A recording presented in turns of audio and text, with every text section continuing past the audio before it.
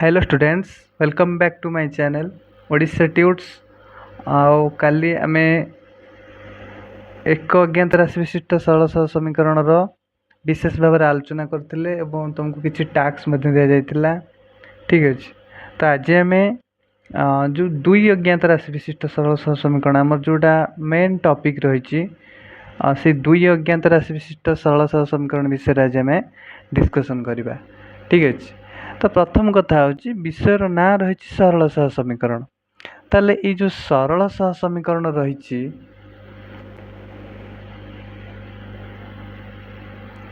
विषयर ना रही सरल सहज समीकरण। तो ये जो सरल सहज समीकरण ना रही समीकरण एवं यार इंग्राजी अर्थ आम भलसे बुझा। ताले सरल बा जो लिनियर लिखाई लिनियर शब्दर अर्थ हूँ सरल, सिंपल। ठीक अच्छे, लिनियर शब्दर अर्थ हूँ सरल। आउ इटी इक्वेशन लिखाई लिनियर आउ इक्वेशन। इक्वेशन शब्दर अर्थ हूँ समीकरण। इक्वेशन शब्दर अर्थ हूँ समीकरण, समीकरण। आउ साइमल्टेनियस, इस साइमल्टेनियस शब्दर अर्थ कौन? Simultaneous, simultaneous. ये जो साइमल्टेनियस टर्म तुम देखुच, साइमल्टेनियस शब्दर अर्थ हूँ जदि आम दुईटी समीकरण नहींचे, दुईटी अज्ञात राशि दुईटी सह समीकरण नहींचे आ जो थे जो अज्ञात राशि गुड़ाक व्यवहार होती दुईटा समीकरण सामान भाव व्यवहार होते ताहले आम कह साइमल्टेनियस इक्वेशन। ठीक अच्छे, ताले जो साइमल्टेनियस रही साइमल्टेनियस शब्दर अर्थ हूँ समान भाव में। जदि आम दुईटा समीकरण व्यवहार कर दुईटा समीकरण रे जदि समान अज्ञात राशि व्यवहार होती ताहले ताकू कह साइमल्टेनियस इक्वेशन बा समान भाव में। देख मनकर आम ये गोटे इक्वेशन लिखा 2x + y = 5। आउ गोटे इक्वेशन लिखा 3x - 5y = 2। इठी देख दीटा इक्वेशन रही, तो दीटा इक्वेशन रही जदिव कि गोटे मार्क कर एठी भी देख एठी भी x रही और एठी भी x रही और एठी भी y रही और एठी भी y रही। तेणु जेहेतु कौन कहला ना दीटा इक्वेशन जब समान वेरिएबल समान चल राशि व्यवहार होता है ताहले से दीटा को इक्वेशन को साइमल्टेनियस इक्वेशन कहा जाए। बुझेला, साइमल्टेनियस माने समान भाव में व्यवहार होता साइमल्टेनियस कहती। तो से भाव में साइमल्टेनियस माने समान भाव में। तो सरल सहज समीकरण बुझीपार। तो गत काली आम linear equation with one variable पढ़े। अच्छा, लिनियर साइमल्टेनियस इक्वेशन अर्थ कौन? यार आउरी गोटे अर्थ हो पार linear equation, linear equations with two variables, with two variable, जार अर्थ हूँ दुई अज्ञात राशि विशिष्ट सरल सहज समीकरण। बुझला, तो ये जो दुई अज्ञात राशि विशिष्ट सरल सहज समीकरण आसला ताकू बर्तमान आम ये बुझा। ताल प्रथमे गत काली आम जो इक्वेशन बुझुले से इक्वेशन बा एक अज्ञात राशि विशिष्ट सरल सहज समीकरण व्यापक रूप कौन थिला ना ax + b = 0। अर्थात एठार गोटी मात्र अज्ञात राशि व्यवहार होता। किंतु आम ये जो पढ़ा वर्तमान जे दुईटी अज्ञात राशि रे गोटे समीकरण साधारण रूप हूँ a1x b1y + c1 = 0। आम यही जिनसा बर्तमान पढ़ा जो आम मेन टॉपिक रही दुईटी अज्ञात राशि रे गोटे सरल सहज समीकरण आम प्रस्तुत करवा। मन रख एक अज्ञात राशि विशिष्ट सरल सहज समीकरण विषय पढ़ी। बर्तमान आम ये दुई अज्ञात राशि विशिष्ट सरल सहज समीकरण बा जहाँ को आम कहे linear equation with two variable. जेहेतु दुईटी अज्ञात राशि को आम व्यवहार करवा तेणु टू वेरिएबल लिखागला। एवं मन रख linear equation with two variable कहवा जहाँ लिनियर साइमल्टेनियस इक्वेशन कहवा से। ताले बर्तमान आम बुझा ये दुई अज्ञात राशि विशिष्ट सरल सहज समीकरण कौन। ठीक अच्छे, मनकर एवं रिसेंटली जाइए आईसीसी दिनिकिया क्रिकेट मैच जाइए। तो आईसीसी दिनिकिया क्रिकेट मैच जहाँ वन डे ओडीआई कहे ठीक अच्छे वन डे क्रिकेट मैच तो ओडीआई मैच रे मनकर भारत और पाकिस्तान भितर मैच चलता मैच चलला बेले मनकर प्रथम इनिंग्स इंडिया बैटिंग थिला आउ प्रथम इनिंग्स रे जी बैटिंग करने आसते सी होचंदी किए ना एपटे आसला रोहित एपटे सहित साथ दौले किए ना विराट कोहली मनकर ये हूँ कौन विकेट स्टंप एट है तो क्रिकेट खेल चलती रोहित आउ विराट कोहली आसचंती पावर प्ले करने तो प्रथम एम खेलिले तो एम जो खेलुंट तो दीज पखापाखि 4-5 ओवर खेलिले खेलला परे जहाँ जना पड़ला जे रोहित आउ विराट को स्कोर मिसी 150 होगला केते गला ना 150 तब देख ये जो स्कोर टी है ये जनकर स्कोर नुहे एकर भी स्कोर आड अच्छी आंकर स्कोर भी इनवॉल्व अच्छी ठीक अच्छे दी जनकर स्कोर इनवॉल्व अच्छी तेणु यही कथा को जदि आम एक समीकरण माध्यम प्रकाश करवा मनकर रोहित को जदि आम एक्स धरिबा आउ विराट को जदि आम वाई धरिबा ताले कौन हो ना किसी यही भाव में समीकरण टी सृष्टि हम ठीक अच्छे तो ये तो आम ना व्यवहार करते किंतु आम जेहेतु समीकरण कथा पढ़ुचे तेणु आम दुईटी अज्ञात राशि नहीं पार ठीक अच्छे निहाती भाव में रोहित जड़े अलग पिला और विराट जड़े अलग पिला ठीक अच्छे सेमती सेऊ कमलार उदाहरण तुम नहीं पार अर्थात गोटे कथा देख जे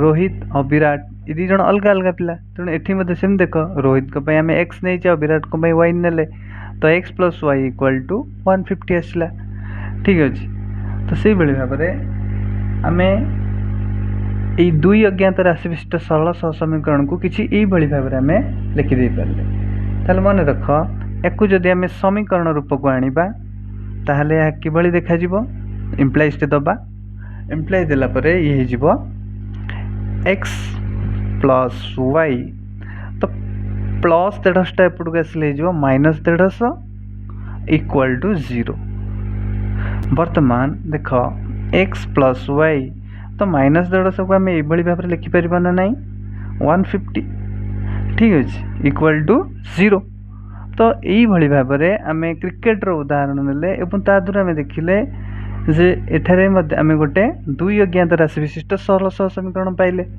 ठीक अच्छे ताहले वर्तमान आम जो विषय रही आमर दुई अज्ञात राशि विशिष्ट सरल सह समीकरण आम क्या कहबा ना एमिति एक समीकरण नबा आम ताले एठे आम गोटे समीकरण पाइले जोटी गोटे जोड़े अलग अलग अज्ञात राशि अच्छी दुईटी भिन्न अज्ञात राशि अच्छी आ गोटे ध्रुवक पद अच्छी ठीक अच्छे ताहले ये दुई अज्ञात राशि विशिष्ट सरल सह समीकरण कहले कौन बुझुच ना ताहले जदि आम ये दुई अज्ञात राशि विशिष्ट सरल सह समीकरण डेफिनेशन आम देखा ताहले एठी गोटे मन रख गोटे पॉइंट मन रख तो ये आम क्रिकेट खेल बर्तमान जब आम यही इक्वेशन टू ये बाहर कले आम ठीक अच्छे ताहले यार डेफिनेशन कौन रहा जदि जेकोसी समीकरण जहाँ को आम A x plus B Y plus C equal to 0 मन रख A x plus B Y plus C equal to 0 रूप में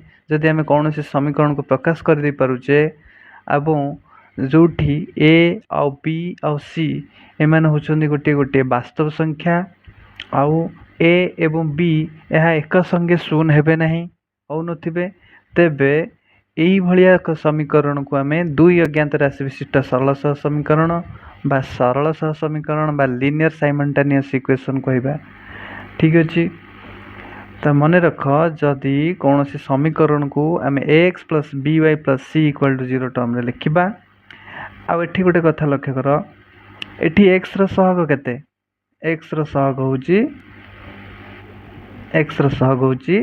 ए एठी वाई रो सहग केते एठी वाई रो सहग होची वाई सहग होची केते ना बी सेमती एठी सी अच्छी ताले सी एठी कौन ना सी होची ध्रुवक पद काली गत पूर्व वीडियो रे ए विषय सब डिस्कशन हेची ठीक अच्छे सी होची ध्रुवक बा कन्स्टांट ठीक अच्छे कौन कौन कहूँ ना A x plus B Y plus C equal to 0 हम जो ए बी सी ए तीन टाक वास्तव संख्यार गोटे गोटे उपादान हे आउ ए और बी दीटाक एका संगे शून्य हे ना ताले एका संगे शून्य हेले कौन असुविधा हम ताको बर्तमान देखा आउ कौन कहूँ ना एठारे एक्स और वाई मध्य गोटे स्वाधीन और अन्यटी स्वाधीन चल उपरे निर्भरशील तुम्हें नवम श्रेणी बही रे एगुड़ा पढ़ी सब बुझे नवम श्रेणी बही 105 नंबर पेज रे थिला एगुड़ाक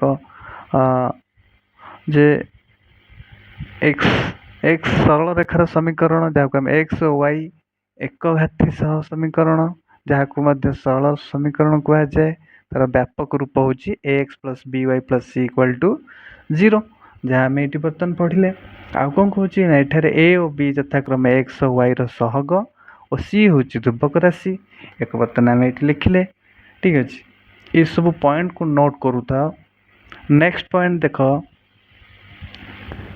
एगुड़िक वास्तव संख्या आम लिखिले a b c R belongs to R R माने रियल नंबर पूर्व वीडियो रे हम वास्तव संख्या विषय डिटेल्स पढ़ीचे आउ कौन कहले किंतु ए और बी एक संगे शून्य नुहति तो एक संगे शून्य हेले कौन असुविधा हम बर्तमान देखा मानकर एठी गोटे समीकरण अच्छी 2x plus 3x equal to 2x plus 3y equal to 5 अच्छा जो कही ना एक्स आ वाई एक संगे जीरो हे ना तो जदि एक संगे जीरो हमें तो कौन असुविधा है देख तो जदि मनकर एक्स एठारे एक्स भी जीरो आउ वाई भी जीरो तो एठारे कौन असुविधा हो देख तो दुई को आम जब एक्स वैल्यू जगह 0 पुट करदे आउ वाई वैल्यू एटी आम 3 लिखी ये 0 मल्टीप्लाई करदे ताहले कौन हो ये 0 plus 3 into 0 is 0 equal to 5 ताले 0 0 मिसले 0 इक्वल टू 5 ताले गोटे कथा लक्ष्य कर तो आम जिते बड़े समीकरण लिखीचे आम ये अज्ञात राशि मूल्य बाहर करने चाहूँचे ना तो जदि यह दीटाक 0 हो जाए ताले समीकरण मूल तो बाहर पार ना तेणु से दृष्टि आम ध्यान रखा उचित जे दुई अज्ञात राशि विशिष्ट सरल समीकरण रे एक्स आ वाई एका संगे 0 न हवा दरकार देख एका संगे जदि 0 न हो जदि गोटे 0 हुए ताले अन्यटर वैल्यू में बाहर कर मनकर देख अच्छी समीकरण 2x plus 3y equal to 5 अच्छी मनकर अच्छी जे y इक्वल टू 0 अच्छी तो y इक्वल टू 0 अच्छे मैंने आम एठारे x वैल्यू बाहर कर तो देख 2 into x plus 3 into y जगह 0 पुट कर दियो इक्वल टू 5 तो 2x प्लस 3 इंटू 0 गुण देले केते ना 0 इक्वल टू 5 ताले 2x इक्वल टू 5 ताले x इक्वल टू केते ना 5 दुईटा ये गुणा ही आसले हरा हो मन रख से दृष्टि कौन कहूँ ना एगुड़िक किंतु ए और बी एक संगे शून्य हे ना बुझला ताले आउ कौन कहूँ देख तो आम जानिले जे दुई अज्ञात राशि विशिष्ट सरल समीकरण व्यापक रूप हूँ ए x plus B Y plus C equal to 0 किंतु आमर एठी देख ये कौन देती सी कथा अच्छी एटी ए जगार A1 नि बी जगार B1 नि सी जगार C1 नि ताले दुई अज्ञात राशि रे गोटे सरल समीकरण साधारण रूप को सी केमती लिखी ना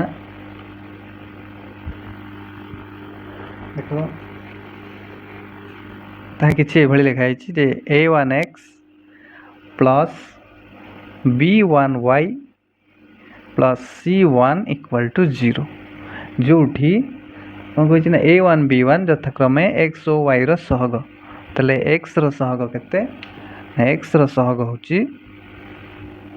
A1 और y सहग हूँ B1 ଆଉ ଧ୍ରୁବକ ହେଉଛି କେତେ ନା ଧ୍ରୁବକ ପଦ ହେଉଛି C1। ଆଉ କ'ଣ କହିଛି ନା A1 B1 ଓ C1 ବାସ୍ତବ ସଂଖ୍ୟା ଅଟନ୍ତି। A1 B1 C1 ଏମାନେ ବାସ୍ତବ ସଂଖ୍ୟା ହେବେ। ଦେଖ ଲେଖିଦେବା A1 B1 C1 belongs two R। ଆଉ କ'ଣ ଅଛି ନା ଏଠାରେ A1 B1 ସହଗଦ୍ୱୟ ଉଭୟ ଶୂନ ନୁହନ୍ତି। ଠିକ୍ ଅଛି, ଏକା ବେଳକେ ଶୂନ ହେବେ ନାହିଁ। ତା ବର୍ତ୍ତମାନ ଆମେ ଏଠି ଡିସ୍କସନ୍ କଲେ। ତ ଆଉ କ'ଣ କହୁଛି ଯେଉଁଠାରେ A1 ଆଚ୍ଛା ଏଇଟା ତ ଗଲା। ସମୀକରଣ 1ର ଜ୍ୟାମିତିକ ରୂପ XY ସମତଳ ସ୍ଥାନାଙ୍କ ସମତଳରେ ଗୋଟିଏ ସରଳ ରେଖା। ଏହି ବିଷୟରେ ଆଲୋଚନା ନବମ ଶ୍ରେଣୀର 5.3 ଅନୁଚ୍ଛେଦରେ କରାଯାଇଛି। ଠିକ୍ ଅଛି, X ଓ Yରେ ଏକଘାତୀ ସହ ସମୀକରଣର ଲେଖଚିତ୍ର ଗୋଟିଏ ସରଳ ରେଖା ଓ ଏହାର ଆଲୋଚନା ଉକ୍ତ ଅଧ୍ୟାୟରେ କରାଯାଇଛି। X ଓ Y ଅଜ୍ଞାତ ରାଶିବିଶିଷ୍ଟ ଏକଘାତୀ ସମୀକରଣର ସମାଧାନ ପାଇଁ ଆମକୁ ସମୀକରଣ 1 ବ୍ୟତୀତ ଆଉ ଗୋଟିଏ ସମୀକରଣର ଆବଶ୍ୟକ ପଡ଼ିଥାଏ। ବୁଝିଲା। ବର୍ତ୍ତମାନ ଆମେ ପାର୍ଶ୍ୱ ପରିବର୍ତ୍ତନ ବା ସାଇଡ୍ ଚେଞ୍ଜ ବିଷୟରେ ଜାଣିବା ଏଇ ଦୁଇ ଅଜ୍ଞାତ ରାଶି ବିଶିଷ୍ଟ ସରଳ ସମୀକରଣକୁ ନେଇକି। ତ ଅଛି ମନେକର 2x - 3y = 5 ଅଛି। ତାହେଲେ ଏଠାରେ ମନେକର ଆମକୁ xର ଭ୍ୟାଲୁ ବାହାର କରିବା ପାଇଁ ପଚାରୁଛନ୍ତି। ତ xର ଭ୍ୟାଲୁ ଆମେ ଏଠି ବାହାର କରିବା। ତ ଆମକୁ xର ଭ୍ୟାଲୁ ଦରକାର। ତ ଏଇତକ ଆମେ ଏପଟେ ରଖିବା ଆଉ ବାକି ତକ ଜିନିଷ ସେପଟକୁ ଠେଲିଦେବା। ଠିକ୍ ଅଛି, ତ ଇଏ ହେଇଗଲା 2x ଆଉ ସେପଟେ +5 ଅଛି ଆଉ -3y ସେପଟକୁ ଗଲେ ହେଇଯିବ +3y, କାରଣ ମାଇନସ୍ଟା ସେପଟକୁ ଗଲେ ହେଇଯିବ ପ୍ଲସ୍। ଠିକ୍ ଅଛି, ତାପରେ ଏଠି ଦେଖ ତ x = 5 + 3y/2 ବୁଝିଲା। ତ ସେମିତି ଯଦି ଏଇ ସମୀକରଣରୁ yର ମାନ ପଚାରିଥାଏ ତାହେଲେ ଆମେ yର ମାନ କେମିତି ବାହାର କରିବା ନା ସେମିତି ସମୀକରଣ ଲେଖିବା 2x - 3y = 5। ତ ଏଥିରୁ ଆମେ y ବାହାର କରିବା। ତ y ବାହାର କରିବା ପାଇଁ ହେଲେ ଆମେ ଏଠି ପ୍ରଥମେ yର ଭ୍ୟାଲୁକୁ ଲେଖିଦେଲେ, ବାକି ବଳକା ଜିନିଷକୁ ଆମେ ସେପଟକୁ ନେଇଯିବା। 5 + 2x ସେପଟକୁ ଗଲେ ହେଇଯିବ -2x। ନେକ୍ସଟ y ରହିଲା, ତ 5 - 2x/-3। ତ ଦେଖ ହରରେ ମାଇନସ୍ ଆସିଲା। ତ ହରରେ ଯେତେବେଳେ ମାଇନସ୍ ଆସୁଛି ତ ଏଇ ମାଇନସ୍ଟାକୁ ଆମକୁ ଉଠାଇବା ପାଇଁ ହେଲେ କ'ଣ କରିବା ପାଇଁ ନା ଆମେ ଉପରୁ ମାଇନସ୍ କମନ୍ ନେଇଯିବା। ତ ଏଠୁ ମାଇନସ୍ କମନ୍ ଗଲେ କେତେ ହେଇଯିବ ଏଇଟା, ତ ଏଠି ପ୍ଲସ୍ ଅଛି, ଏଠୁ ଯଦି ଆମେ କମନ୍ ନେଇଯିବା ଏଇଟା ହେଇଯିବ +5, ସରି ଏଇଟା -5 ହେଇଯିବ, ଏଇଟା ହେଇଯିବ +2x/-3। ତ ମାଇନସ୍କୁ ମାଇନସ୍ କଟିଯିବ। ଆଉ କ'ଣ ରହିବ ନା ଦେଖ ଏଇଟା ସେମିତି ହେଉଛି କି ନାହିଁ, ମାଇନସ୍କୁ ମାଇନସ୍ ଗୁଣିଲେ +5 ଆଉ ମାଇନସ୍କୁ ପ୍ଲସ୍ ଗୁଣିଲେ ମାଇନସ୍। ତ ମାଇନସ୍ କଟିଗଲା। ତ ବର୍ତ୍ତମାନ ଦେଖ yର ଭ୍ୟାଲୁ କେତେ ଆସିଲା ନା 5 - 2x। ବୁଝିଲା। ଏଠି ତ ଅଲରେଡ଼ି ଗୋଟେ ସମୀକରଣ ଆମେ ଅଲରେଡ଼ି ପଢ଼ିଲେ ଯେ ଇଏ ହେଉଛି a1x + b1a + c1 = 0। ଏଠି କ'ଣ ଲେଖିଛି ଦେଖ, x ଓ yର ଅଜ୍ଞାତ ରାଶି ବିଶିଷ୍ଟ ଏକଘାତୀ ସମୀକରଣ 1ର ସମାଧାନ ପାଇଁ ଆମକୁ ସମୀକରଣ 1 ବ୍ୟତୀତ ଆଉ ଗୋଟିଏ ସମୀକରଣର ଆବଶ୍ୟକ ପଡ଼ିଥାଏ। କାହିଁକି ନା ଏଠି ଦେଖ a1x + b1y + c1 = 0 ଅଛି। ତ ଯଦି ଆମେ ଏଠି xର ଭ୍ୟାଲୁ ସପୋଜ୍ ବାହାର କରୁଛେ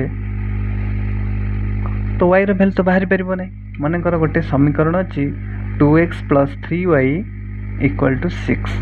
ତ ଏଠି ଯଦି ଆମେ xର ଭ୍ୟାଲୁ ବାହାର କରିବା ତାହେଲେ କେତେ ହେବ ନା 2x = 6 - 3y and x = 6 - 3y/2।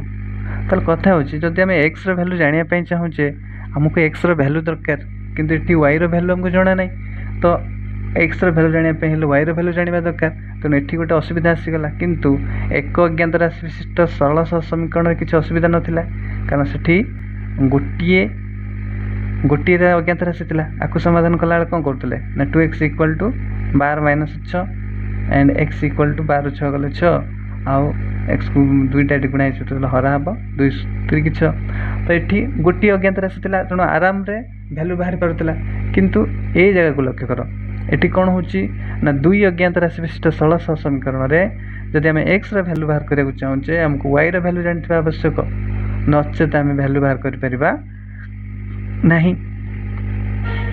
ଠିକ୍ ଅଛି, ତ ଗୋଟେ ବଡ଼ ଅସୁବିଧା ହେଉଛି। ତେଣୁ କ'ଣ କହିଲା ନା x ଓ y ଅଜ୍ଞାତ ରାଶି ବିଶିଷ୍ଟ ଏକଘାତୀ ସମୀକରଣର ଯଦି ଆମେ ସମାଧାନ ବାହାର କରିବାକୁ ଚାହିଁବା, ଯଦି ଆମେ x ସମାଧାନ ବାହାର କରିବାର ଅର୍ଥ x ଆଉ yର ମୂଲ୍ୟ ଆମେ ବାହାର କରିବା ପାଇଁ ହେଲେ ଆମକୁ ଆଉ ଏକ ସମୀକରଣର ସାହାଯ୍ୟ ନେବାକୁ ପଡ଼ିବ, जहाँ हूँ a2x plus b2y plus c2 equal to 0 अर्थात आपको आम समीकरण 1 दे दियो आपको समीकरण 2 दे दियो ताहले कौन सी दुई अज्ञात राशि विशिष्ट सरल सहज समीकरण समाधान पाइबा आमको दुईटी समीकरण साहाय्य नबाक पड़ो जोटा कि हूँ a1x plus b1y plus c1 equal to 0 पुणी आउ गोटे समीकरण सेमती a2x plus b2y plus c2 equal to 0 एठार मध्य आम सेमती कहीपर a2 b2 एंड c2 एगुड़ाक सब वास्तव संख्या हे real number belongs to real number आउ x सहग हूँ a2 और y सहग b2 और c2 हूँ ध्रुवक पद एवं a2 b2 एका संगे 0 हो पारे ना ठीक अच्छे ताले आमे दुई अज्ञात राशि विशिष्ट सरल समीकरण विषय आज बहुत गुटे डिस्कसन कले ठीक अच्छे ताले तुमको किसी समीकरण आज दि जाऊँगी समीकरण को तुम्हें एक्स आउ वाई वैल्यू बाहर कर ठीक अच्छे किसी ना समीकरण केवल तुम यही रूप को आने को चेष्टा कर ठीक अच्छे जहाँ तुम आगू बढ़िया है बर्तमान तुमको जो पार्श्व परिवर्तन शिखाला ये पार्श्व परिवर्तन रे एक्स वैल्यू केमती आसला वाई वैल्यू को भाई आस निजे जापर तेणु तुम बर्तमान किसी टैक्स दि जाऊँगी तुम्हें या निजे ये गोटे गोटे समीकरण रु एक्स वैल्यू बाहर कर विथ वाई वैल्यू बाहर कर ठीक अच्छे तुम टैक्स दिगला ठीक अच्छे तो तुम्हें यही समीकरण गुड़ी को एक्स रूप बाहर कर वाई रूप मध्य प्रकाश कर ये हूँ कौन ना वाई को एक्स रूप प्रकाश कर एक्स को वाई रूप प्रकाश कर तुम्हें यही प्रति समीकरण भाव में एक्स रूप आउ वाई रूप बाहर कर ठीक अच्छे तो आज रोचु पुणी नेक्स्ट नुआ टॉपिक रे देखा जदि वीडियो भल लगता है तेज निहाती भाव गोटे लाइक करेंगे और नुआ थे चैनल सब्सक्राइब करके ठीक अच्छे रोचे थैंक यू।